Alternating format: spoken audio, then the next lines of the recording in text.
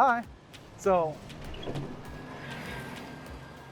we've crossed over the river, and to the Gaia side to check out a building by a new developer that we know around town. Very interesting, very exciting. Let's go inside. So today we've stopped into a brand new build on the Gaia side, a little bit further outside of the main city center of Porto. Let's take a look inside.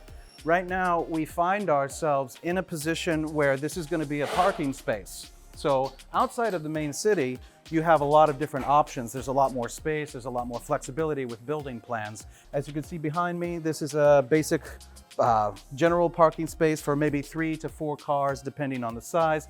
And then just over this way, you have the door that enters into the building.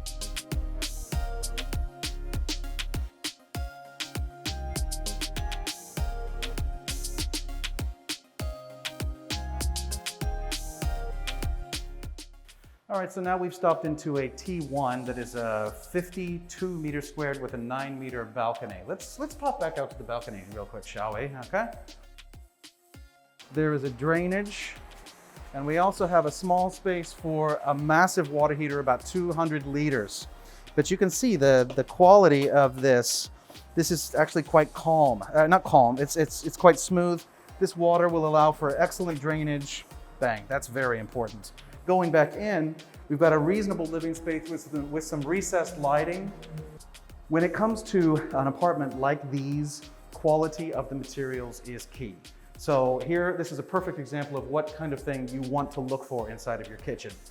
It seems as though a refrigerator like this is behind the door is a cultural thing. Standard sizing for your stove, and up top, then of course a little bit of storage in the area here. This space allows for a dishwasher in case you want it, and a washer dryer is available here. So reasonable sizing. That's what you're gonna get with your square meters. Inside the bedroom here is enough space for maybe a semi-double bed or a queen size bed, depending on what you wanna do. And then of course, a standard size closet. That's that. And then final stop is the bathroom. And the bathroom matters. So here, this is a great example of a larger basin. A lot of places that we see, depending on the plan, they have a very small basin because that's what the Portuguese have been used to for a longer time. But you want to go for either something a bit deeper or a bit wider to have more flexibility. Out of 52 meters squared, they've devoted a reasonable amount of square meters to it. They do not have a bidet in this bathroom. The bidet takes up quite a lot of space.